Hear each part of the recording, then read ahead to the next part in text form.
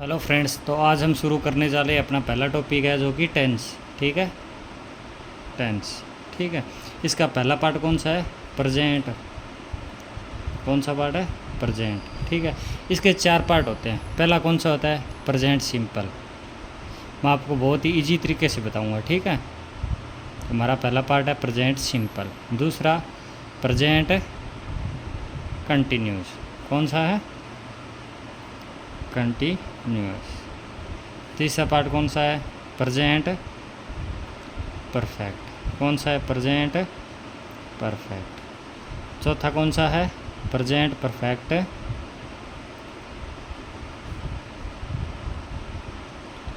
Continuous. ठीक है,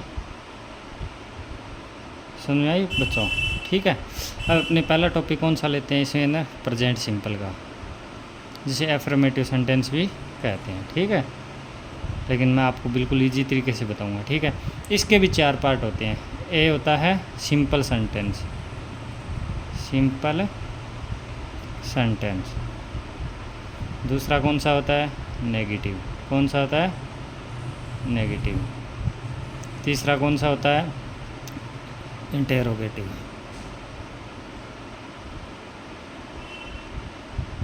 interrogative. चौथा कौन सा होता है? Interrogative negative.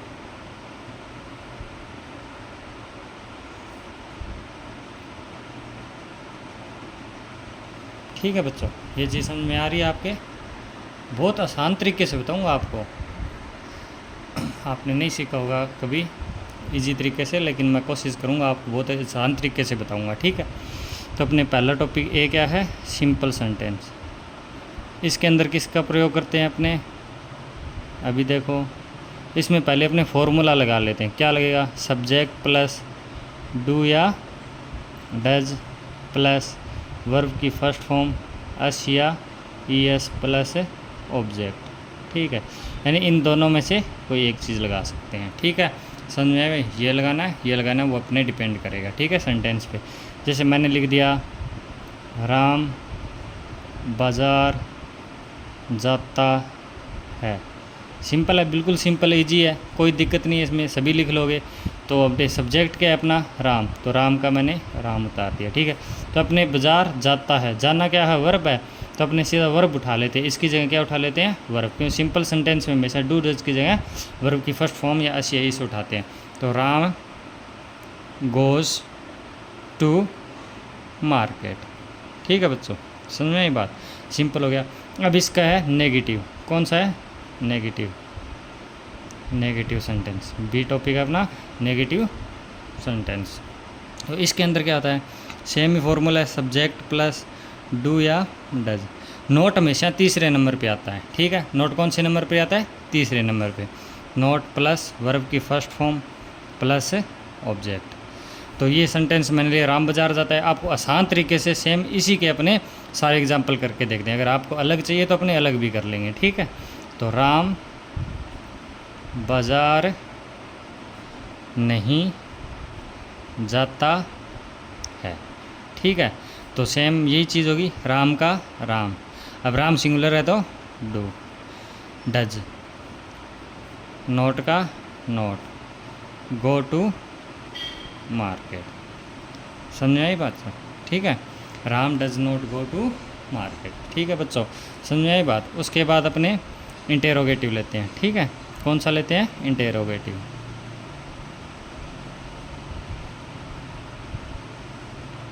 हाँ, मैं बोल रहा हूँ उस पर ज़्यादा फोकस करना। ठीक है, समझ आई बात? जो बोल रहा हूँ उसको ध्यान से देखना। ठीक है, तो मैंने जैसे लिखा क्या राम बाज़ार जाता है। देखो, जब भी वाक्य क्या से शुरू हो, किससे शुरू हो? क्या से, तो हमेशा किससे शुरू होगा? हेल्पिंग वर्ब से। ठीक है, इंग्लिश में फॉर्मूला इसका होता है हेल्पिंग वर्ब। यहाँ पे साइड नीचे लिख देता हूँ मैं, helping verb plus subject plus verb की फर्स्ट फॉर्म प्लस ऑब्जेक्ट। ठीक है, और प्रश्नवाचक चिन्ह। ठीक है, तो हेल्पिंग वर्ब से बनाएंगे। तो राम सिंगुलर तो डज राम। ठीक है, उसके बाद वर्ब क्या है?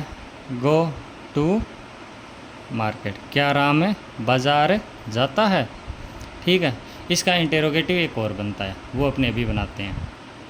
तो इसका बी पार्ट कौन सा होता है, WH वर्ड। क्या लगाएंगे, WH वर्ड प्लस डू या does plus subject plus verb की फर्स्ट फॉर्म प्लस ऑब्जेक्ट, ठीक है। तो मैंने लिख दिया, जैसे मैंने क्या कहा था आपको, जब भी वाक्य क्या से शुरू हो तो उसको किससे शुरू करना है, हेल्पिंग वर्ब से। लेकिन जब वाक्य किससे शुरू हो, WH वर्ड से, तो WH हमेशा बीच में आता है। जैसे वह बाज़ार क्यों जाता है, वह बाज़ार क्यों जाता है। तो क्यों आ गया, WH वर्ड आ गया, क्यों मतलब वाई, राम सिंगुलर तो डज, वह तो ही गो टू मार्केट, ठीक है। समझ में आई बात, बिल्कुल आसान तरीके से बता रहा हूँ आपको, ठीक है। इसके अंदर ज़्यादा पजल होने की ज़रूरत नहीं है अपने को, बिल्कुल इजी तरीके से करेंगे, ठीक है। उसके बाद आता है डी पॉइंट, आता है इसका इंटेरोगेटिव नेगेटिव, इंटेरोगेटिव नेगेटिव, ठीक है। बिल्कुल आसान भाषा में बता रहा हूँ आपको, ठीक है। इंटेरोगेटिव नेगेटिव, तो इसका मैंने फॉर्मूला ले लिया है, helping verb plus subject plus note plus verb की फर्स्ट फॉर्म प्लस ऑब्जेक्ट, ठीक है। और लास्ट में पर्सनवाचक चिन्ह, ठीक है। तो क्वेश्चन मार्क लगाए बाद में अपने क्या करेंगे, जैसे सेंटेंस मैंने लिख दिया, क्या वह खाना नहीं बनाती है, ठीक है। सिंपल ही बात है, क्या वह खाना नहीं बनाती है। तो हेल्पिंग वर्ब से शुरू करना, तो क्या लगाएंगे, डज, वह होता है तो बनाती है मतलब कौन है, कोई गर्ल्स है, ठीक है। कौन सी है, कोई गर्ल है, तो क्या लगाएंगे, सी, डज सी। उसके बाद क्या लगाए, तीसरे नंबर मैंने बताया था नोट आएगा, नोट, क्या नहीं बनाती है, खाना, तो सर सी नोट मेक, या कुक कर सकते हो, ठीक है, कुक फूड। जब भी बात आएगी बनाने की, कोई भोजन वगैरह बनाने की बात आएगी, तो क्या लगाएंगे, कुक लगाएंगे, ठीक है। अब इसको इंटेरोगेटिव बनाते हैं, तो फॉर्मूला यही रहेगा, ठीक है, फॉर्मूला यही रहेगा। अपने इसके आगे क्या जोड़ना है, WH वर्ड, तो क्या है, WH word plus helping verb plus subject plus note plus verb की फर्स्ट फॉर्म प्लस ऑब्जेक्ट, और लास्ट में क्वेश्चन मार्क, ठीक है। तो मैंने लिख दिया, वह खाना क्यों नहीं बनाती है।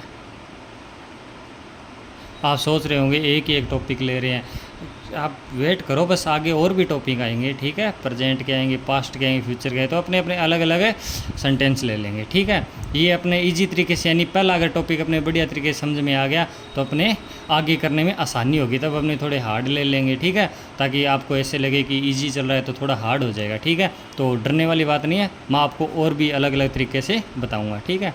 तो वह खाना क्यों नहीं बनाती है, तो वह क्यों आ गया, तो क्या आ जाए, WH word Y, does she not cook food, ठीक है बच्चों, समझ में आई।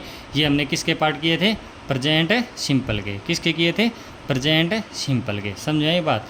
तो बच्चों अगर वीडियो पसंद आया तो लाइक एवं सब्सक्राइब ज़रूर कर देना, ठीक है। आगे नेक्स्ट वीडियो में कल मिलेंगे, ठीक है, ओके बाय।